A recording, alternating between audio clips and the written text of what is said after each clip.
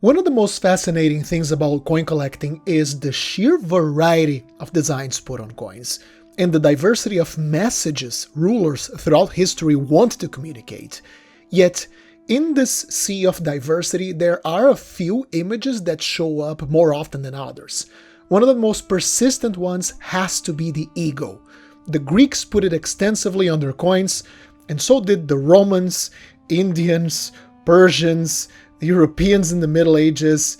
It shows up on the coinage of democracies, of dictatorships, of monarchies. It is really everywhere. And that kind of repetition is not an accident.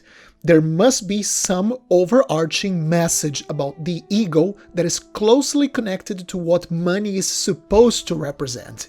And in this video, let me explain you why. Why did all of these different nations throughout history just kept putting egos on their coins?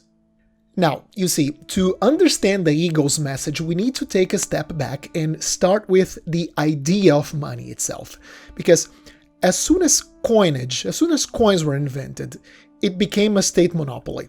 In fact, the money used in a certain territory, what is picked to be used as a means of transacting value, the choice of that object, and it may be coins, shells, pieces of metals, whatever. This is one of the monopolies held by a state. The right to issue coins or define what is money is one of the clearest signs that a state is truly sovereign over a territory and its people. The first and most obvious reason for that is because if you control money, you control taxation, and you can fund your operations with the productivity of your people. So, coins were, before anything else, they were a tool. A tool with two main purposes: to be a centralized medium of exchange in a given territory, and, crucially, for what matters to us today, money was also a way for a leader to talk to people. Nowadays, not so much. The government has lots of ways to talk to us, but for most of history, coinage was the first and only real mass media used by any sovereign. And since they had so little space to put a message in, after all, a coin is tiny, they had to be straight to the point. And the most common message stamped on almost every coin was very simple: this is who rules you, and this is why they have the right to rule. There were, of course, many different ways to advertise that message of sovereignty. Machiavelli, in his work The Prince, which you should absolutely read, it's a work of genius, he argued that a ruler could govern through love or through fear. Ideally, both, but if you were forced to choose, fear was the more reliable foundation. Coins reflect this love-fear spectrum of power surprisingly well. You find plenty of images that we could say that fall within the quote-unquote love, or at least affection aspect of it. Images that evoke nourishment, the protection of one's life, the prosperity a state allows you to build within its territory, the civic virtue of being a civilized member of this great nation, all suggesting that the state cares for its citizens and rewards their obedience with safety. A nice example of this love imagery in a coin popular with collectors is the Morgan dollar. If we look at the obverse, it has this portrait of Lady Liberty. She is the idea of the nation itself. She has these slightly plump cheeks. She's well fed. You see wheat on her hair, the liberty cap, the bold liberty written on her diadem. It's easy to see the love idea here. She's mentioning the country that issued this coin is a nice country to live in. You see the same thing in other personifications. Britannia for Britain, Helvetia for Switzerland, the Republic for France and other republics all over the world. It's always this feminine, nurturing aesthetic. For me, all of these coins are direct descendants from the tetradrachma of Lysimachus, with its reverse showing a seated Minerva. Same concept, a welcoming divine protector of the kingdom, the citizens, and their way of life. Maybe Athena here in this prototype is a bit more aggressive compared to the modern coins. After all, she is armed with a spear and a shield, but you can see that her primary role here is to protect. She is, in this context, a love deity. And I know I just went into a tangent with the love side of Machiavelli's theory on the pillar of powers, and we're supposed to be talking about egos, but with that in mind, now we can understand better the other side of this theory, the idea of fear. Another one of the core privileges of the state is the supposedly justified use of force, the right to first coerce, then punish, and, if needed, to kill in the name of order.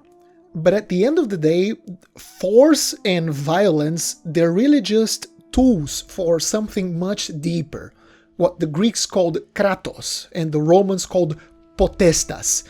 These are generally associated with the idea of authority, but the best translation would be power, raw power, the capacity to make things happen, the power to bend reality to your will. And this is where the ego becomes an excellent representation of this essential part of what a state is. And which pagan deity did the ego symbolize? Which deity represented authority and power like no other? Zeus, or Jupiter for the Romans, the king of the gods. Zeus was the concept of power, of pure capacity of making things happen.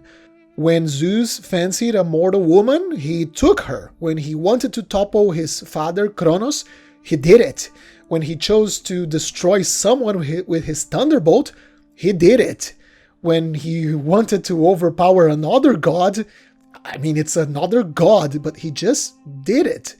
Zeus does not ask, he does, and that unquestionable use of force makes both him and his emblem, his messenger, the ego, perfect symbols of authority.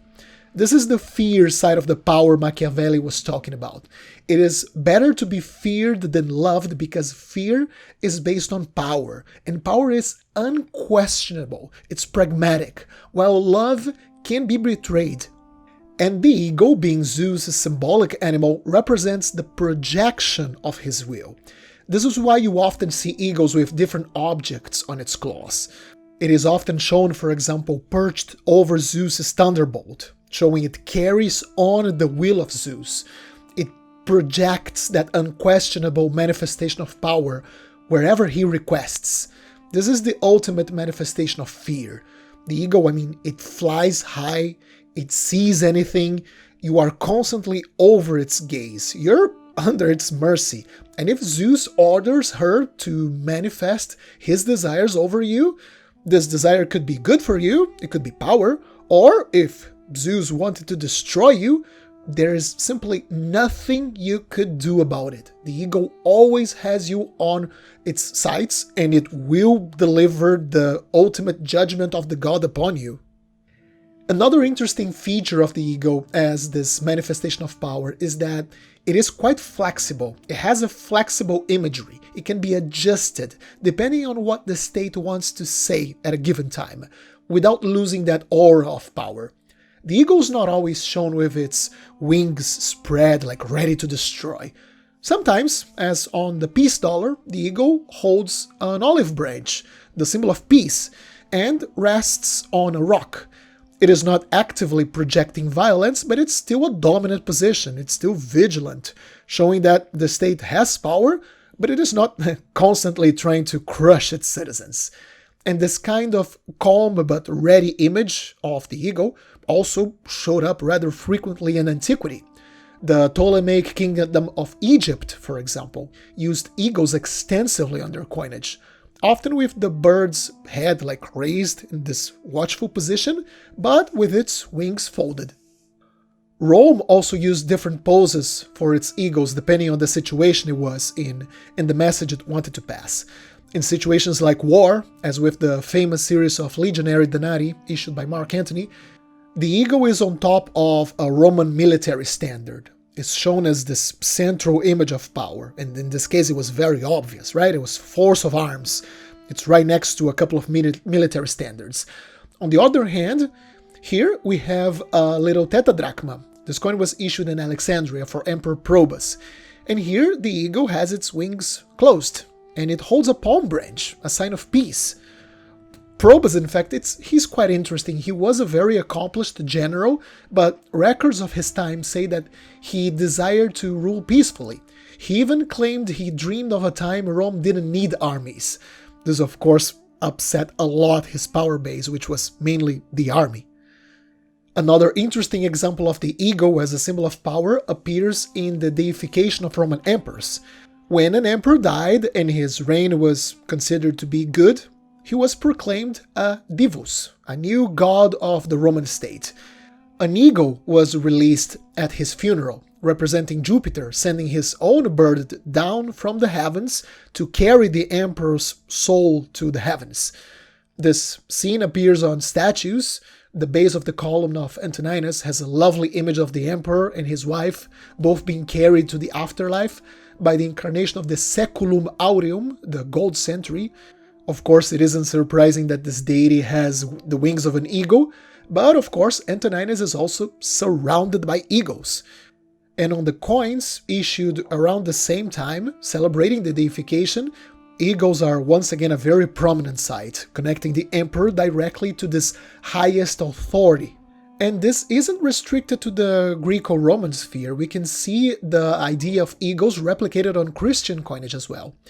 The use of eagles on coins certainly diminished during the medieval period, but it never disappeared.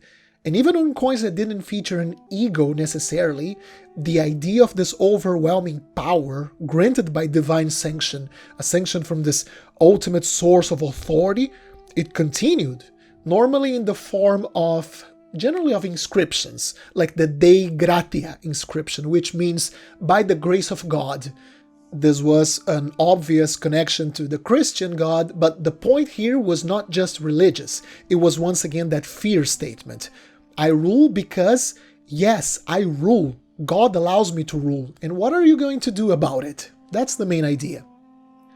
So as we can see, it makes perfect sense to see an ego on coins. It has been, throughout history, the most flexible and effective way to express the main message of a state, that it has the authority and the ability to get things done. That is why it appears so often on coins from antiquity to today, and why it will most certainly keep appearing on coins in the future. Let's just hope coins still exist in the future.